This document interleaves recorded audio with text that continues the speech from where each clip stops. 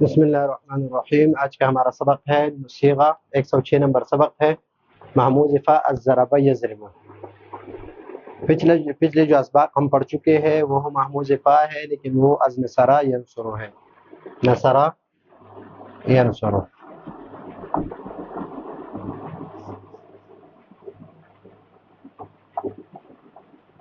اور یہ ضربہ یضرب ہے، یہ ضربہ یضرب ہے۔ اور پچھلے سبق جو ہے وہ ہم نصر ینصر کے بارے میں پڑھ چکے ہیں، جس سے اخذ یاخذ اکل یاکل وہ ابواب آ رہے تھے۔ اس کا مصدر ہے الاسر، اس میں فا کلمہ حمزہ ہے تو محموز فا ہے، یعنی اسرا اسرا، یعنی اسرا ضربا، فعل کی وزن پر، فعل کی وزن، فا کلمہ حمزہ ہے تو اس وجہ سے اس کو محموز فا کہتے ہیں۔ اب یہاں پر اسرا یہ ماضی معروف ہے، یاسر مضارع معروف ہے، اور اسرن یہ مصدر معلوم ہے۔ فهو آسر اس میں فاعل ہے، وأسر ماضی مجہول ہے، یؤسر مضارع مجہول ہے،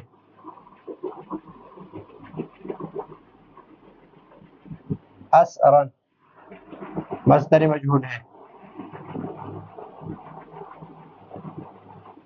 مأسور صیغہ اس میں مفعول ہے، اور امر کا صیغہ ہے ایسر۔ پچھلے سبق میں ہم پڑھ چکے ہیں کہ اخذ یاخذ یاخذ امر کا صیغہ آ رہا تھا خذ، یعنی یاخذ خذ آ رہا تھا سکون کے ساتھ، خذ اس طرح آ رہا تھا۔ اور اس باب میں اور اس میں فرق یہ ہے کہ اس سے ایسرو کے امر کا صیغہ جو ہے ایسرو کے وزن پر آ رہا ہے، ایسر۔ اور یہاں پر یا ہے، یہ یا جو ہے یہ اصل میں حمزہ ہے، حمزہ ساکن ہے، اصل میں ہے ایسر۔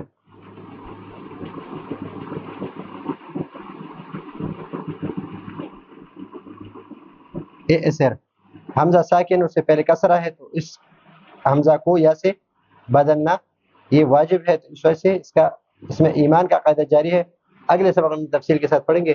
تو اس وجہ سے یہ ایسر ہے اور وہاں پر خذ ہے، فرق صرف امر میں ہے۔ باقی جتنے تعلیلات اس کے ہیں وہ تعلیلات ہے جو نصر ینصر کے ہیں۔ لا تأثر یہ نہیں ہے۔ ظرف کیا ہے؟ مأثرون، ظرف آ رہا ہے، ظرف ہم جب بناتے ہیں تو یأثرو سے بناتے ہیں، یأثرو۔ ابھی ظرف جب ہم بناتے ہیں تو علامت مضارع کو ہٹا دیتے ہیں، شروع میں بھی مفتوح لاتے ہیں، آخر میں تنوین لگا لیتے ہیں، اور اس عین کلمے کو دیکھتے ہیں، یعنی یہ سین جو ہے یہ عین کلمہ ہے، الف سین را، تو الفا کلمہ، یہ عین کلمہ، اور یہ لام کلمہ۔ یہ سین کلمہ اس کو دیکھیں گے، اگر یہ مضموم ہو تو اس کو مفتوح کر دیں گے، اگر مضموم نہ ہو تو اس کو اپنے حال پر چھوڑ دیں گے۔ تو یا تو مفتوح ہوگا تو مفتوح ہی چھوڑ دیں گے، یا مکسور ہوگا تو مکسور ہی چھوڑ دیں گے۔ تو یہاں پر اسرا یا اسرو مکسور ہے، یہاں پر مکسور العین ہے، تو یہاں پر کسرے کو اپنے حال پر چھوڑ دیا، تو اس وجہ سے اس کا ظرف آ رہا ہے مأثرون۔ پچھلے سبق میں ہم جب پڑھ چکے تھے تو وہاں پر ظرف آ رہا ہے منصرون، مأخذون، اور یہاں پر ظرف آ رہا ہے مأثرون۔ اس میں فرق ہے کس کا؟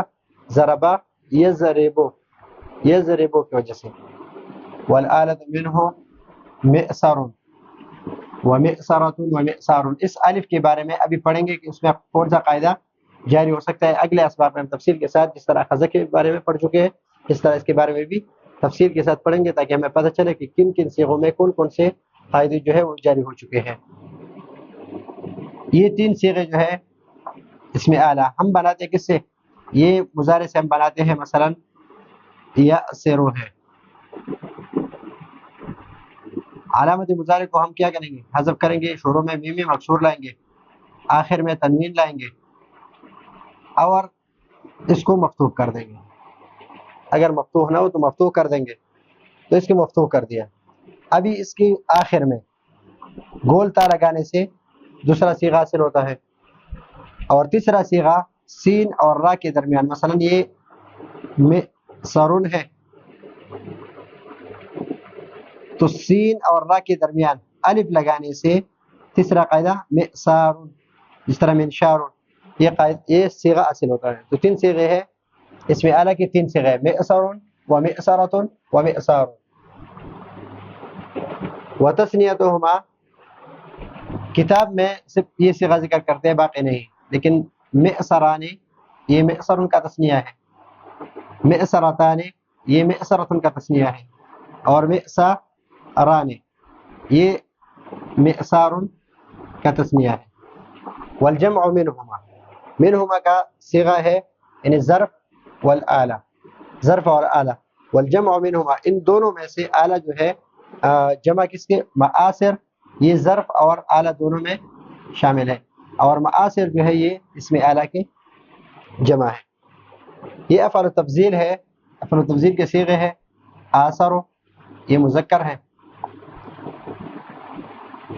اور اسرا یہ اس سے مؤنث ہے۔ پھر وتثنیتہما یعنی ان مذکر اور مؤنث کا تثنیہ، آثران آثر آثران، اسرا اسریان یہ اس کا تثنیہ ہے۔ والجمع منہما، اور اس مذکر اور مؤنث کی جمع، مذکر کی جمع کیا ہے؟ آثرون و آواسر، یہ مذکر کی جمع ہے، اور یہ مؤنث کی جمع ہے، اسر و اسریات یہ اس کی جمع ہے۔ تو یہ ہے آج کا ہمارا نصیحہ کا 106 نمبر سبق ہے، اور یہ ہے محمود فا ضرب یضرب، صرف صغیر ہے الاسر سے، اس میں بھی ہم نے کچھ صیغوں کی وضاحت کر دی، لیکن اگلے اسباق میں اس کی جو تعلیلات ہے اس کے بارے میں تفصیل سے پڑھیں گے۔ اس وقت تک کے لیے اجازت چاہتے ہیں، اللہ حافظ۔